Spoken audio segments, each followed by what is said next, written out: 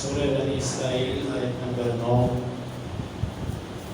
اعوذ باللہ السمیع العلیم من الشیطان الرجیم من ہمزہ ونفخہ ونفثہ۔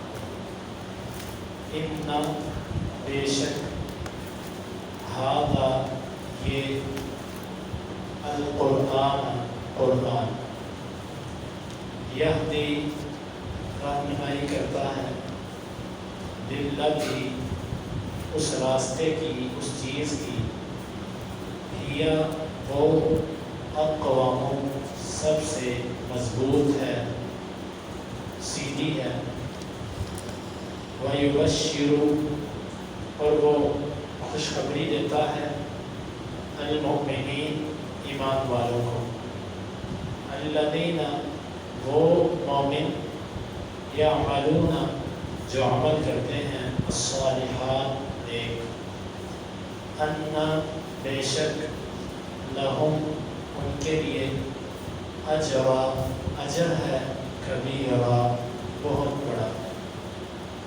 وَأَنَّ اور بے شک الذین وہ لوگ لا یؤمنون نہیں وہ ایمان لاتے بالآخرہ آخرت کے ساتھ اعتدنا ہم نے تیار کیا ہے لہم ان کے لیے عذاب علیما دردناک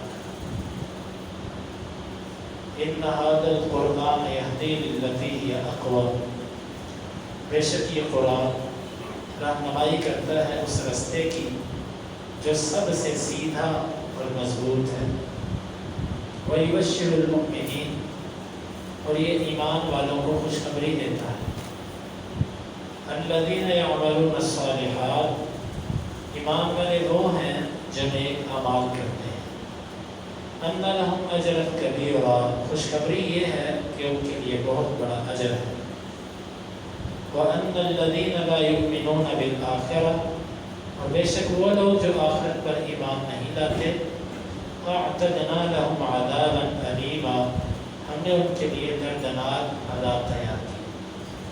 اس پہلی آیت میں اللہ تعالیٰ نے قرآن مجید کی دو صفات کا ذکر فرمایا، دو کام اور دو مقصد ہیں قرآن کے۔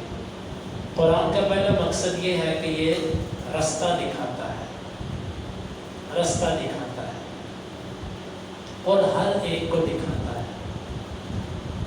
کوئی مسلمان ہے، کوئی کافر ہے، کوئی کچھ بھی ہے، یہ قرآن اس کو رستہ دکھاتا ہے۔ اور رستہ کون سا دکھاتا ہے؟ وہ رستہ جو سب سے سیدھا اور سب سے مضبوط ہے، اور وہ اللہ تعالیٰ کا رستہ ہے۔ جس طرح کہ رسول اللہ صلی اللہ علیہ وسلم نے ایک سیدھا خط کھینچا، مسند احمد وغیرہ کی روایت ابن ماجہ میں بھی آتی ہے، اور باقی خطوط آپ نے اس کے دائیں بائیں کھینچے، آپ نے سیدھے کی طرف اشارہ کر کے کہا کہ ان ھذا صراطی مستقیما بے شک یہ میرا سیدھا رستہ ہے، اور یہ جو دائیں بائیں پگڈنڈیاں ہیں، رستے ہیں ٹیڑھے میڑھے، یہ شیطان کے رستے جس طرف وہ دعوت دیتا ہے۔ تو قرآن جس رستے کی طرف لے کر جاتا ہے وہ رستہ سب سے سیدھا ہے، سب سے مضبوط۔ لہٰذا اگر کسی نے عقیدہ لینا ہے تو وہ لوگوں کے منہوں سے سن کے نہ لے، بلکہ وہ قرآن سے عقیدہ لے کہ قرآن جو عقیدہ دے گا وہ سب سے سیدھا اور مضبوط ہے۔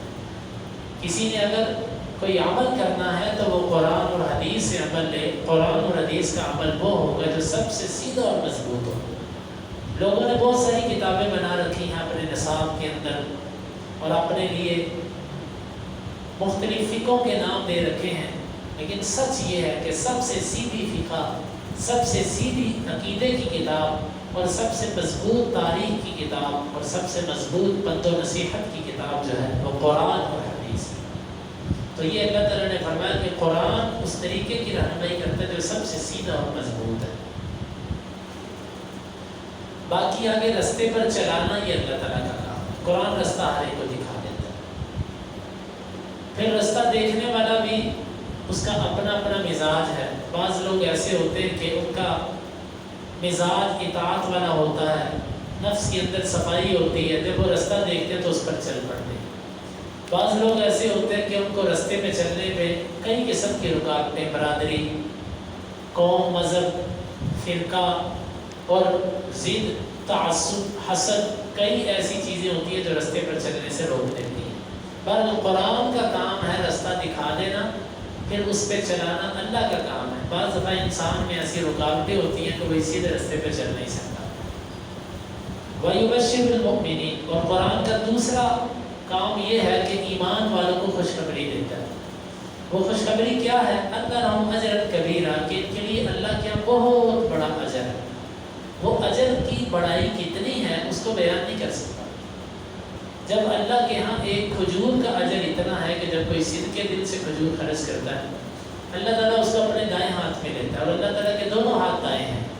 ہمارا ایک ہاتھ دایاں ہوتا ہے، ایک بایاں ہوتا ہے۔ حدیث کے اندر آتا ہے اللہ تعالیٰ کے دونوں ہاتھ دائیں ہیں، اس کو اپنے دائیں ہاتھ میں لیتا ہے، یربیہا کما یربی احدکم فلوہ، اور اللہ تعالیٰ اس کو یوں بڑھاتا ہے جس طرح تم میں سے کوئی ایک شوق سے گھوڑے کے بچے کو پالتا ہے۔ کہاں تک بڑھاتا ہے اللہ تعالیٰ؟ حتی تکون مثل الجبل، یہاں تک کہ وہ نیکی پہاڑ کی مثل ہو جاتی ہے۔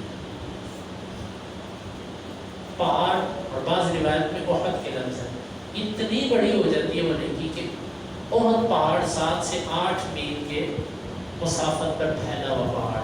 ایک کھجور کو جو رب اتنا بڑھاتا ہے تو وہ عمل کو کتنا بڑھا سکتا ہے، اور وہ اجر کتنا بڑا ہے، کسی کو اندازہ ہی نہیں ہے کہ وہ اجر کتنا بڑا ہے، اس کو بیان نہیں ہو سکتا۔ اچھا، مومن کون ہوتا ہے؟ قرآن کا ایک اپنا اسلوب ہے۔ قرآن جب ایسا لفظ استعمال کرے کہ جس کا معنی قرآن خود بتاتا ہو تو قرآن ساز اس کی تفسیر بھی کر دیتا ہے۔ مومن کون ہوتے ہیں؟ الذین یعملون الصالحات، مومن وہ ہوتے ہیں جو نیک اعمال کرتے ہیں۔ گویا کہ ایمان والا ہوتا ہی وہ ہے جو عمل کرتا ہے۔ جو عمل نہ کرے اس کا ایمان کیسا؟ ایک بندہ نماز ہی نہیں پڑھتا، روزہ ہی نہیں رکھتا، زکوٰۃ ہی نہیں دیتا، حج عمرے کے لیے جاتا ہی نہیں، اور کہتا میں مومن ہوں، میں مسلمان ہوں۔ اللہ تعالیٰ کہتا ہے یہ مومن نہیں ہے۔ مومن وہ ہے یعملون الصالحات، جو عمل کرتا ہے۔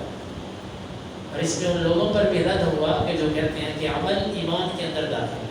اللہ کا قرآن تو کہتا ہے مومن ہوتا ہے وہ جو عمل کرتا ہے، اور عمل پھر دو طرح کا ہوتا ہے، ایک باطنی عمل ہوتا ہے، ایک ظاہری عمل ہوتا ہے۔ باطنی عمل انسان کا دل کے اعمال، عقیدہ، اور پھر اس کے ساتھ ساتھ جتنی چیزیں تفاصیل ہے اس کے اندر، اخلاقیات بھی بعض دل کے اعمال، دل کو حسد، بغض، کینہ، ان چیزوں سے پاک رکھنا، اچھا گمان اور اہل ایمان سے محبت، یہ سب کے سب باطنی اعمال ہیں۔ اور کچھ اعمال ایسے ہوتے ہیں جو ظاہری ہوتے ہیں، کچھ باطنی اور ظاہری دونوں ہوتے ہیں۔ ظاہری اعمال نماز، روزہ، حج، زکوٰۃ، اسلام کے جو ارکان اور دیگر احکامات جو نیکیاں ہیں۔ مومن وہ ہوتے ہیں جو اعمال کرتا ہے، یعنی باطنی عمل بھی اس کے ہوتے ہیں اور اس کے ظاہری عمل بھی ہوتے ہیں، اس کو قرآن مومن کہتا ہے۔ یہ دو اس آیت کے اندر قرآن کی دو خوبیوں کا بھی ذکر ہو گیا، اور مومن کی انجام کا بھی، یعنی کہ اس کو جو انعام ملے گا اس کا بھی ذکر ہو گیا۔ آگے قرآن اس کا انداز یہ ہے کہ یہ دونوں چیزوں کو بیان کر دیتا ہے، مقارنہ کر دیتا ہے کہ تم یہ چاہتے ہو کہ یہ چاہتے ہو۔ ایمان والوں کا انعام ذکر کرنے کے بعد ساتھ ہی کافروں کی سزا ذکر فرمائی کہ تم دونوں پر غور کر کے فیصلہ کر لو کہ تم نے کس کو انتخاب کرنا ہے، کس کو لینا تم نے۔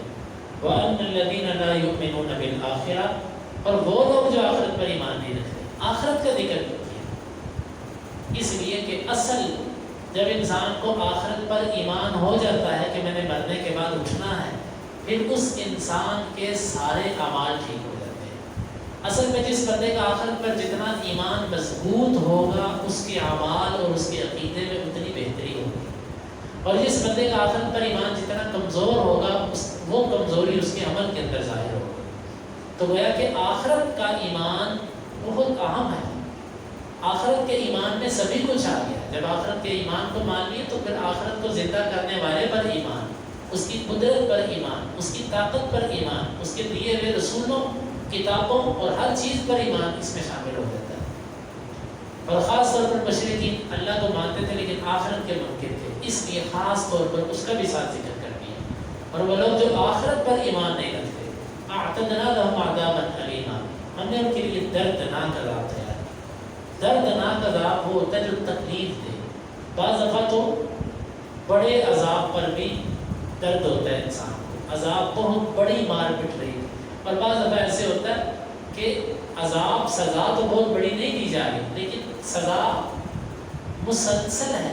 پہلی دفعہ میری تھوڑی سی قابل برداشت تھی, دوسری دفعہ تیسری دفعہ مسلسل چل رہی ہے, ختم ہی نہیں ہو رہی. اس کو بھی دردناک کہہ دیا جاتا ہے. ایک بڑا ہو سزا بڑی ہو اس کو بھی علیم کہہ دیتے ہیں, دردناک سزا. اور ایک سزا تو چھوٹی ہو لیکن مسلسل ہو اس کو بھی علیم کہتے ہیں.